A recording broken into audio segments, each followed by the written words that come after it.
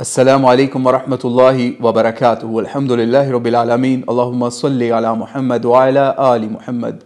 22 جنوری 2024 تاریخ کا وہ دکھ اور سوگ میں ڈوبا ہوا دن کہ جس دن مسلمانوں کی بھارت کے اندر تاریخی بابری مسجد کو شہید کی ہوئی جگہ کے اوپر رام مندر کا افتتاح کیا گیا۔ انا للہ و انا الیہ راجعون۔ اور کروڑوں مسلمان بھارت کے اندر اس تماشے کو دیکھتے رہے۔ صرف یہی نہیں بلکہ پوری دنیا کے عرب مسلمان اس تماشے کو دیکھتے رہے۔ اور بھارت کی گورنمنٹ جو بی جے پی کی گورنمنٹ ہے، پی ایم مودی، اس کو آج بھی مسلمان سپورٹ کر رہے ہیں۔ تو بھارت کے مسلمانوں کے لیے، پاکستان کے مسلمانوں کے لیے، پوری دنیا کے مسلمانوں کے لیے پیغام ہے، ہر وہ ایلیمنٹ جو پی ایم مودی کو سپورٹ کرتا ہو، جو بی جے پی کو سپورٹ کرتا ہو، آپ کو اس غدار ایلیمنٹ کو اپنے اندر سے آئیڈینٹیفائی کر کے اس کو فارغ کرنا ہے اپنی صفوں میں سے۔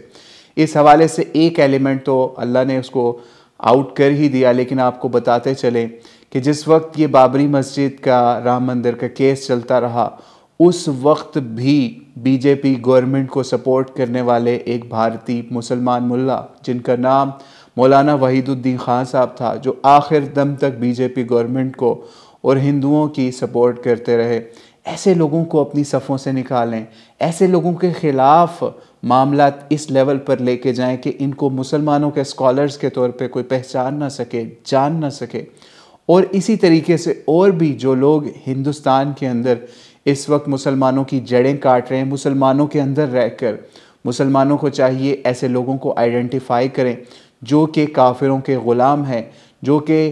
ہندوؤں کے غلام ہیں اور ہندوؤں کے بہاف کے اوپر ابھی بھی مسلمانوں سے ووٹ مانگیں گے۔ اور ایسے مسلمانوں کے اوپر تف ہے اللہ تعالیٰ کی ان پہ پکڑ ہو جو اس سب کے بعد بھی پی ایم مودی کو ووٹ دیں۔ اللہ تعالیٰ ان جاہلوں کو ہدایت دے۔ آگے انڈیا کا الیکشن آ رہا ہے، مسلمانوں کے پاس وقت ہے کہ وہ اپنی کروڑوں کی آبادی کو استعمال کرتے ہوئے اس کے اوپر کچھ کریں۔ اور ایک اور چیز آپ کو بتاتے چلیں کہ یہ سب حکومت کا کھیل تھا۔ اس کے اوپر ایک اور معاملہ آپ کو بتاتے چلیں کہ اس وقت آپ کو بہت سوشل میڈیا اسکالرز ایسے بھی نظر آئیں گے جو آپ کو کہیں گے کہ جناب اگر کسی نے بت توڑ دیے یا مندر توڑ دیا تو یہ بہت بڑا گناہ ہو جائے گا، غلط ہو جائے گا، یہ تو صرف مکہ اور مدینہ تک تھا۔ تو ایسی بات نہیں ہے۔ نبی علیہ الصلوۃ والسلام نے صرف کعبے کے بت نہیں توڑوائے بلکہ کعبے کے علاوہ عرب کے دیگر علاقوں کے اندر بھی صحابہ کو روانہ کیا اور وہاں پہ دور دراز بھی بتوں کو توڑنے کا، قبروں کو توڑنے کا آرڈر جاری کیا۔ لیکن ہمیں افسوس ہوا، کسی نے ہمیں کلپ بھیجا انجینئر محمد علی مرزا صاحب کا، وہ کہتے ہیں صرف مکہ مدینہ کنٹونمنٹ ہے مسلمانوں کی، وہاں پہ بتوں کے حوالے سے احکامات ہیں، باقی جگہوں پہ کوئی ایسا معاملہ نہیں۔ تو اللہ تعالیٰ ایسے لوگوں کو بھی ہدایت دے کہ مسلمانوں کا جو اہم فریضہ تھا کہ وہ بت شکن تھے، کہ وہ اپنی مسجدوں کو قائم کرنے کے لیے کسی بھی حد تک جایا کرتے تھے، لیکن ان کی مسجد کو گرا کر ایک بہت بڑا مندر بنا دیا گیا۔ بلکہ دنیا کے ٹاپ کے مندروں کے اندر اس وقت رام مندر کا نام آ رہا ہے۔ اور ان مسلمانوں کو بھی ہوش کے ناخن لینے چاہیے کہ جس وقت کیس کا فیصلہ ہوا تو اس وقت تقریباً 2-2.5 ایکڑ کے قریب زمین جو ہے وہ جہاں پہ بابری مسجد شہید کی گئی، اس کو مسلمانوں نے ایکسیپٹ بھی کر لیا اس کیس کے فیصلے پہ، اور مسلمانوں نے اس 2-2.5 کے بدلے 5-6 ایکڑ زمین لے لی کہ اب ہم یہاں پہ بابری مسجد کسی دور دراز گاؤں اور بڑے تھرڈ کلاس علاقے کے اندر بابری مسجد بنا لیں گے۔ لیکن وہاں پہ آپ آج جا کے دیکھیں، چھوٹی سی بابری مسجد ایک خاص لیول کی بنی۔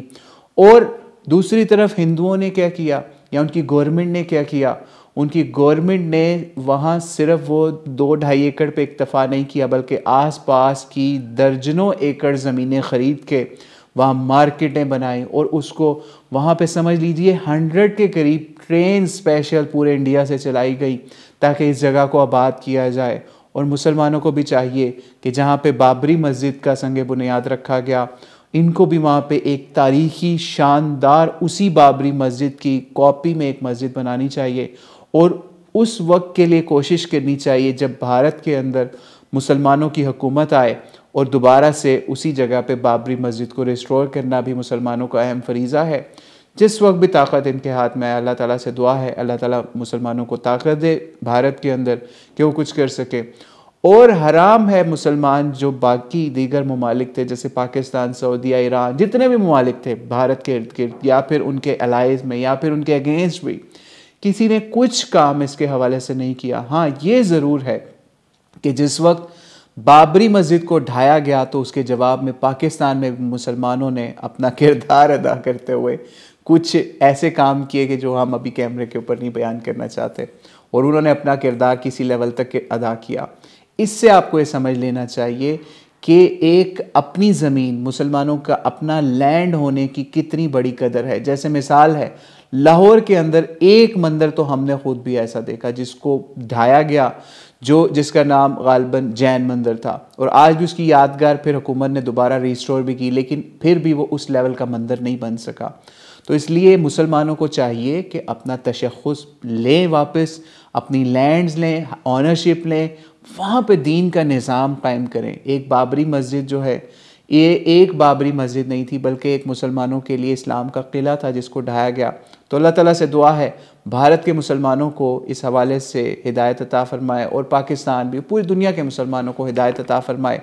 کہ کہاں وہ ہماری مسجدوں کو ڈھانے والے ہیں اور کہاں سعودی حکمران انہی لوگوں کو یا انہی کے ریپریزنٹیٹیوز کو مکہ مدینے کی یا مدینے کی سیر کراتے ہوئے آپ کو پچھلے دنوں میں نظر آئے۔ تو اللہ تعالیٰ ایسے مسلمان حکمرانوں کو بھی ہدایت عطا فرمائے، اور ان کو چاہیے کہ اس کے ریسپانس میں ان کو چاہیے کہ بابری مسجد کے نام سے دنیا میں جگہ جگہ پہ بابری مسجدیں قائم کریں، تاکہ ہندوؤں کو ایک میسج جائے کہ ایک بابری مسجد آپ توڑو گے تو ہم 100 بابری مسجدیں بنائیں گے، اور ہم اس جگہ پہ دوبارہ انشاءاللہ رام مندر کی جگہ، جہاں پہ آپ کے مطابق رام مندر ہے لیکن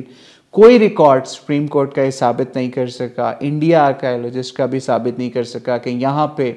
جو ہے مسلمانوں نے کبھی مندر توڑا ہو اور پھر مسجد بنائی ہو۔ تو اللہ تعالیٰ سے دعا ہے اللہ تعالیٰ مسلمانوں کو دوبارہ سے بابری مسجد کو قائم کرنے والا اور اس کو دائم کرنے والا اور اس سے بڑی بابری مسجد قائم کرنے والا بنائے، اور انڈیا کے مسلمانوں کو بھی چاہیے آگے الیکشن کے اندر مودی گورنمنٹ سے سخت بدلہ لیں، تاکہ اپنے اس جرم کے اوپر ان کو آئندہ کبھی بھی انڈیا کے اندر اقتدار کا موقع نہ مل سکے۔ اللہ عالم بالصواب۔ السلام علیکم ورحمۃ اللہ وبرکاتہ۔